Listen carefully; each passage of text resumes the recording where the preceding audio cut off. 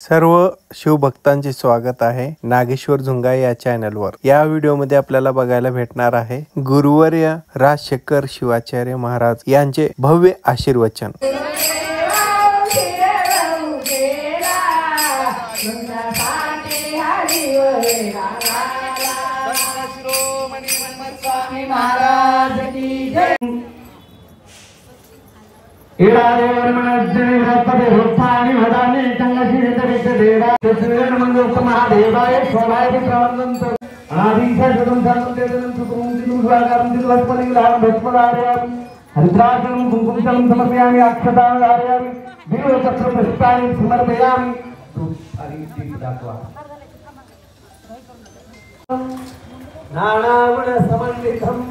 आनंद उत्तम पुष्पाणि समर्पयामि पुष्पमालानि सद्गुरुदेवतः पूजन सिद्ध असं राहणार माझ्याकडे।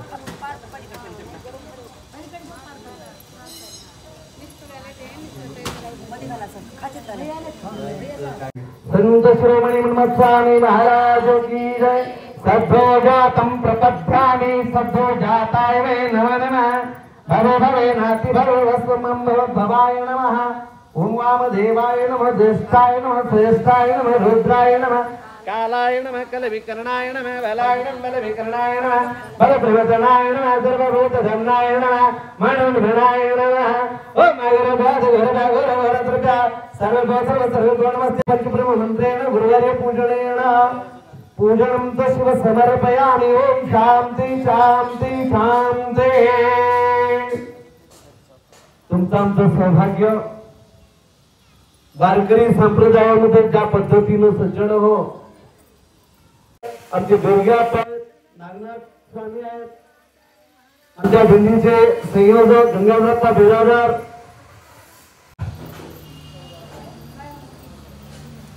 आजची ही गुरुदर्शनाकरता निघालेली पदयात्रा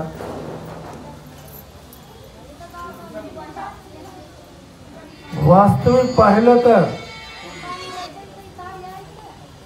ही मानवी जीवनाची आनंद यात्रा आहे।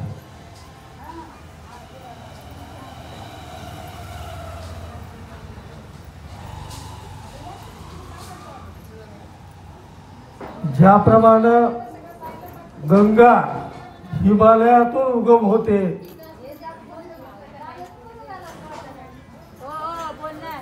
कुठे खडकाळ प्रदेशातून,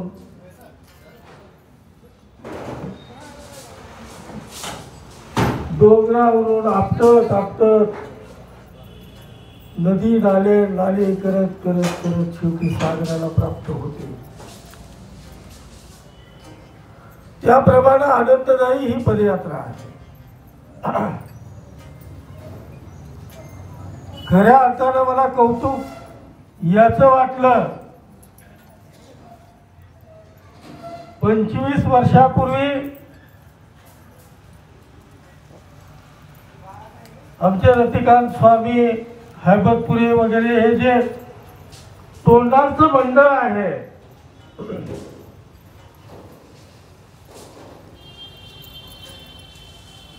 त्यांनी आमच्या इथं आषाढी चालू केली।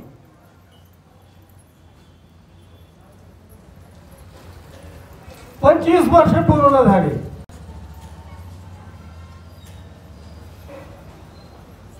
आताच आमचे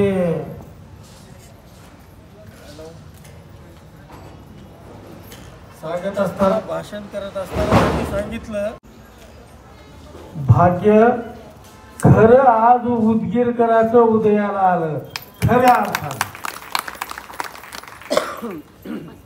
25 वर्षाचा सातत्यानं भक्तीचा प्रवास करणारी ती गाडी आज या शिवालयासमोर येऊन उभा टाकली आणि सांगितलं, बसा। तुमचा किती वर्षाचा प्रवास वाचला? 2 तप तुम्हाला आपोआपच प्राप्त झाले राष्ट्रसंताच्या भक्ती। वास्तविक पाहता ज्या माऊलीचं दर्शन घेण्याकरता आम्ही निघालो,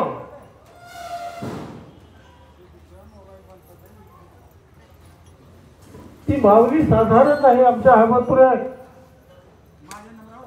हैबतपुरे अण्णांना फार सुंदर वर्णन केले. थोडक्यात सांगणं, कारण त्यांनी सांगत असताना तो जो भाव होता सांगण्याचा,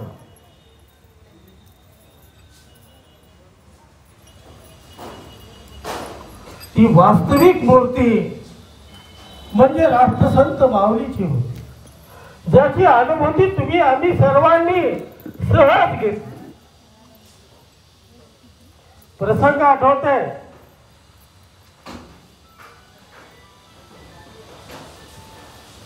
आमच्या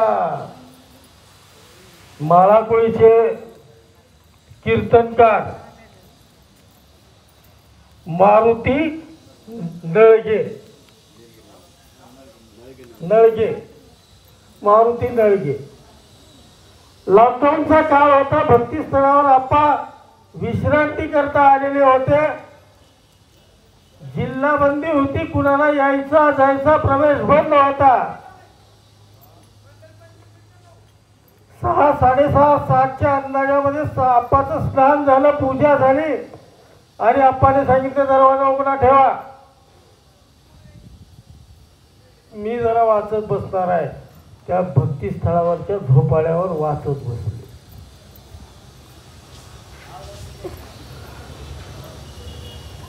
साडेसात 8 वाजले. वाजल्याबरोबर मारुती नळगे एका व्यक्तीला मोटरसायकलवर घेऊन आप्पाला भेटण्याकरता एवढी मोठी दवाखान्याची फाईल घेऊन आला. मी सांगतो ही वास्तविक सत्यता आहे. आजही मारुती नळगे. थोडा अंतर होता, फाईल समोर ठेवली. आम्ही कारभारी होतो. सॅनिटायझर घेतलं, त्या फाईलवर मारलं सगळ्या कागदावर आणि आप्पाच्या हातात दिली. आप्पानी फाईल उघडून बघायला चालू केली. इकडं मारुती नळगे रडायला सुरू केली. त्यांच्या डोळ्यातून पाणीच थांबला. आप्पाचं लक्ष पूर्ण फाईलकडं आणि तो व्यक्ती त्या भक्तीच्या पोटी रडायला सुरुवात केली. मी बाजूला बसलो होतो. मी सांगितलं झालं काय, विचारलो झालं काय, काय झालं.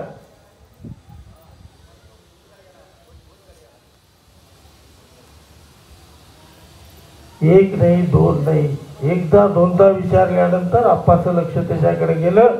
असं फाईल हातात बघितली रडत असलेलं बघितले. फाईल उचलले आणि फेकून दिली. काय झालं आणि एकदम टाईट झाले आणि जाग्यावर काय झालं म्हणले. काय रडायचं काय कारण आहे, कशा करता रडतो. त्याने सांगितलं आप्पा माझ्या पोटामध्ये गाठ झालेली आहे, गाठ. डॉक्टरने सांगितलं कॅन्सर झालाय, जास्तीत जास्त 6 महिने वाचतील, त्याच्यावर वाचवू शकत नाही. म्हणजे डॉक्टर काय देवाचा बाप आहे का? डॉक्टर काय देवाचा बाप आहे का? मी कशा करता सांगतो, लक्षात ठेवा. आम्ही ज्या मार्गाने चाललो, आम्ही ज्या दिशेने चाललो, तो द्रष्टा पुरुष राष्ट्रसंत माऊली.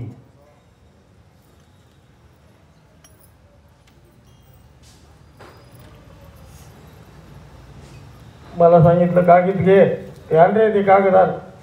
कागद घेतला, पेन काढली आणि 2 औषधं लिहून दिली. 2 औषधं. एक अभय आसन नावाची साधी गोळी, पोट साफ व्हायची, खाल्ल्यानंतर पोट साफ व्हायची गोळी, त्याचं बाकी काहीही संबंध नाही. आणि दुसरं पित्त होऊ नये म्हणून एक ऍसिडिटीची बाटली. 2 औषधं लिहिले आणि त्याच्या अंगावर चिठ्ठी फेकली. हे म्हणले.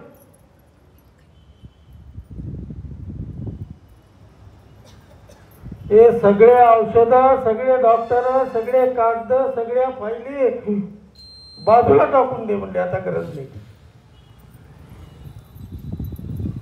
आणि आजपासून न चुकता हे 2 औषधं हे तू तुला काहीही होणार नाही.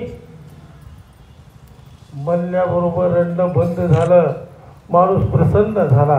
मला म्हणले आण मधली साखर घेऊन ये प्रसाद देऊन. प्रसाद घेतला, जवळ बोलवलं आणि तोंडात घातला. शिवाय नमः. दर्शन घेतले, निघून गेले. गेल्यानंतर बराच काळ गेला. माझी भेट 1 वर्षानंतर लांडगेवाडीच्या कार्यक्रमामध्ये झाली. मारुती नरगे समोर बसले होते. काय काय म्हणते प्रकृती? काहीच नाही म्हणले. मला रोगच राहिला नाही शिल्लक.